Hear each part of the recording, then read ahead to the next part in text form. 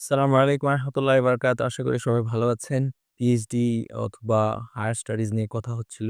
অনেকগুলো এরিয়াতে কথা হয়েছে। তো আমার মনে হয়েছে যে একটি বিশেষ এরিয়া, যদি এটা খুবই ক্রিটিক্যাল, বিশেষ করে আমাদের পরবর্তী ক্যারিয়ারের জন্য, এটা always there is a contradiction, dilemma আমাদের থাকে। এটা পার্সোনাল লাইফ থেকে অথবা আমাদের যে ফ্রেন্ড সার্কেল আছে তাদের সবার কাছ থেকেই কমিউনিটি থেকে দেখেছি। সেই ডিলেমাটা ১ম যেটা হচ্ছে যে মোস্ট অফ দ্য কেসেস এ যারা একটু ভালো স্টুডেন্ট, একাডেমিয়াতে মানে টপার, যারা শুরুতে আছে রেজাল্টের দিক থেকে, যাদের পরবর্তীতে ইউনিভার্সিটিতে শিক্ষক হওয়ার অপরচুনিটিটা মোর অবভিয়াস, যে যারা এই স্বপ্নটা দেখেন, তো সেই ক্ষেত্রে তারাই মূলত পিএইচডি করতে টার্গেট করে।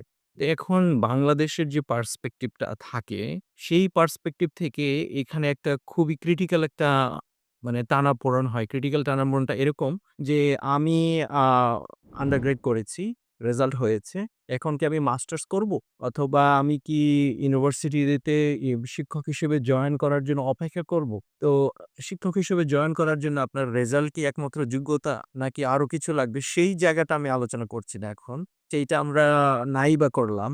কিন্তু আপনি যে ডিসিশন নিচ্ছেন অথবা আমি যে ডিসিশন নিচ্ছি যে আমি এখন কি মাস্টার্স করতে বাংলাদেশেই থাকবো, অথবা ইমিডিয়েটলি আমি পিএইচডি করার জন্য বিদেশে চলে যাবো। কোনো একটা ইউনিভার্সিটিতে স্কলারশিপ নিয়ে যাবো। সেটার জন্য কি আমি চেষ্টা করব? নাকি আমি আগে ইউনিভার্সিটিতে একাডেমিয়াতে জয়েন করে তারপরে যাবো? তো এই জায়গাটা খুবই ক্রিটিক্যাল। তো কেউ সুবিধা, অসুবিধা ডিসিশনটা আপনার।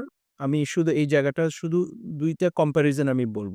একটা হচ্ছে যে সুবিধা হচ্ছে যে আপনি একটা স্থায়ী চাকরি পেয়েছেন যদি আমি ইউনিভার্সিটিতে জয়েন করতে চান। তো সেখানে আপনার একটা অপেক্ষার পালা থাকবে, যে আপনার একটা অপেক্ষা করতে হতে পারে বেশিরভাগ ক্ষেত্রে, if you are not super lucky. যে আপনি যদি খুবই লাকি না হন, তাহলে আপনার হয়তো ১-২ বছর ৩ বছর অপেক্ষা করবে। ডিপার্টমেন্টে কখন সার্কুলার হবে, টিচার নিয়োগ কখন হবে, পলিটিক্যাল অ্যালাইনমেন্ট কি আছে না আছে, কে চেয়ারম্যান হচ্ছে, কে ভিসি হচ্ছে, তাদের অ্যালাইনমেন্টের lot of maths, lot of metrics and programming, এত কিছু ম্যাট্রিক্স প্রোগ্রামিং শেষ করে যদি আপনার নিয়োগ হয়, তাহলে আপনি হয়তো কয় বছর অপেক্ষা করা লাগবে জানি না। কিন্তু আপনার লাইফের বয়স কিন্তু থেমে নেই। Mind it. আপনার লাইফ কিন্তু জীবনে একবারে আপনি পাবেন, আপনি কিন্তু বারবার আপনার লাইফ আসবে না, থেমে নেই। তো এখন আপনার বয়স বাড়ছে, আপনার অ্যা সংসার অথবা আপনার রেসপনসিবিলিটি, বৈশ্বিক জিনিসের রেসপনসিবিলিটি আপনার শোল্ডারে ওয়ান আফটার অ্যানাদার আসতেছে।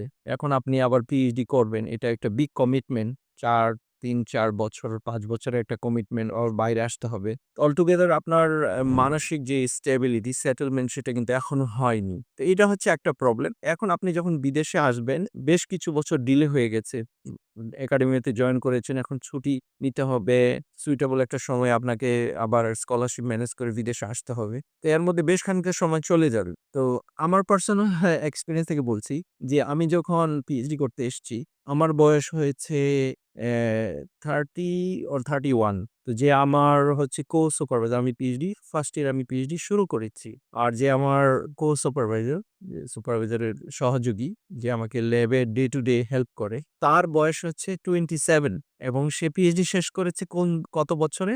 ২৪ বছর, ২৫ বছর বয়সে পিএইচডি শেষ করেছে অলরেডি। এবং সে অলরেডি তার post doctoral research fellowship already সে ৩ বছর কমপ্লিট করেছে। এখন সে আমার সুপারভাইজার। তো জাস্ট ইমাজিন যে আপনি বৃদ্ধ বয়সে পিএইচডি করতে এসছেন। তো এটার কারণ হচ্ছে যে ওইখানে যে আপনি অথবা আমি একাডেমিতে যেতে চেয়েছি, সে কারণে আমি ওখানে ডিলে করেছি। এটা হচ্ছে একটা সিনারি।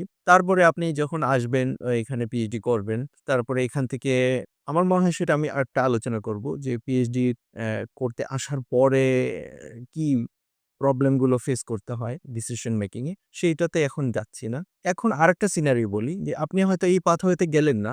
কিন্তু আরেকটা পাথওয়েতে গেলেন, আপনি আন্ডারগ্রেড পাস করার সাথে, সাথে আমি পিএইচডি অথবা মাস্টার্স এর জন্য, হায়ার এডুকেশন এর জন্য স্কলারশিপ নিয়ে বিদেশে চলে এসেছেন। কিন্তু আপনার যদি স্বপ্ন থাকে যে আপনি আবার বাংলাদেশে ব্যাক করবেন, আপনি কিন্তু পিএইচডি করে গেলেও বাংলাদেশের বর্তমান যে পার্সপেক্টিভ আছে, আপনি কোন জায়গায় শিক্ষক হিসেবে, ইউনিভার্সিটি শিক্ষক হিসেবে খুব সমস্যায় মানে সহজেই জয়েন করতে পারবেন, এইটা ভেরি, ভেরি আনলাকি। এটা হয়ে উঠছে না। এরকম রেকর্ড কম। যে আর বাংলাদেশে যেই আ ইউনিভার্সিটি শিক্ষক নিয়োগের যে প্রক্রিয়া, সেইটা আলাদা আলোচনা হবে, আলাদা জায়গা। যে আমি সেটাও আলোচনা করছি না। আমি মূলত আপনার পার্সপেক্টিভটা বলছি যে, আপনি যে পিএইচডি করে আবার বাংলাদেশে ফিরে যাবেন, আপনার এমন কোনো গ্যারান্টি নাই যে আপনি ওইখানে গিয়ে ইউনিভার্সিটির শিক্ষক হবেন আবার। তাহলে আপনার সেখানেও আপনার যে যদি বাংলাদেশে ফিরে যাওয়ার সিদ্ধান্ত নেন, তাহলে আপনি কি করবেন? যে আবারও আপনার সেই পিএইচডি করার পরে যে আপনাকে কেউ খুব অ্যাপ্রিশিয়েট করে, খুব আপনাকে সম্মানের সাথে কেউ আপনাকে নিয়ে চাকরি দিবে, এমনটা ভাবার খুব একটা কোনো কারণ নেই। কারণ পূর্বেকার যারা অলরেডি এরকম এই পাথওয়েতে গেছে, যারা অলরেডি চলে, তাদের এরকম কোনো অভিজ্ঞতা, পজিটিভ অভিজ্ঞতা আমরা শুনি না। বরঞ্চ এর উল্টাটাই আমরা বেশি শুনি।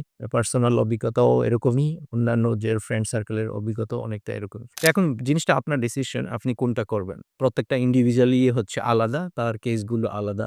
লাইফের ইকুয়েশন, ম্যাট্রিক্স অথবা অ্যালগরিদম সবই আলাদা। কিন্তু ওভারঅল একটা পার্সপেক্টিভ হচ্ছে এইটা, ২ টা পার্সপেক্টিভ। তো এখন এই ডিসিশনটা আপনার উপরে ছেড়ে দেওয়া উচিত। আপনি ডিসিশন নিবেন। কিন্তু বি অ্যাওয়ার যে আপনি আন্ডারগ্রেড করার পরে আপনি কি ওয়েট করবেন ইউনিভার্সিটির শিক্ষক হওয়ার জন্য বাংলাদেশে, নাকি বিদেশে দ্রুত চলে আসবেন? আর যদি আপনি ওয়েট করেন, তাহলে আপনার যে সময় যাবে, তারপরে আপনি বৃদ্ধ বয়সে ফ্যামিলি সহ বাচ্চা-কাচ্চা নিয়ে আপনি যখন পিএইচডি করবেন, মাইন্ডে যে রিয়েলিটিটা ডিফারেন্ট। এখানে পিএইচডি স্কলারশিপটা আপনাকে যে দেয়, সেই স্কলারশিপটা মেজরিটি কেসেসেই হচ্ছে ওরা ধরে নেয়, ওরা ওদের এখানকার সোসাইটির কম্প্যারিজনে ওরা ধরে নেয় যে পিএইচডি আপনি একজন সিঙ্গেল। আপনাকে যে স্কলারশিপ অথবা অ্যালাউন্স দিবে, সেইটা একজন সিঙ্গেল মানুষের জন্য সাফিসিয়েন্ট। আপনার একটা ফ্যামিলির জন্য এই মানিটা, এই স্কলারশিপটা সাফিসিয়েন্ট নয়। এটা একটা জিনিস। আরো অনেক কমপ্লেক্সিটি আছে। Life is full of complexity, সেটা আলাদা বিষয়। ২ টা পার্সপেক্টিভ আপনি কনসিডার করে যেটা আপনার জন্য সুইটেবল মনে হয় আপনি সেটা করতে পারেন। আপনারা সবাই পিএইচডি স্কলারশিপ পান। পিএইচডি স্কলারশিপ নিয়ে হায়ার স্টাডি করুন সেই প্রত্যাশায়। আসসালামু আলাইকুম ওয়া রাহমাতুল্লাহি ওয়া বারাকাতুহু।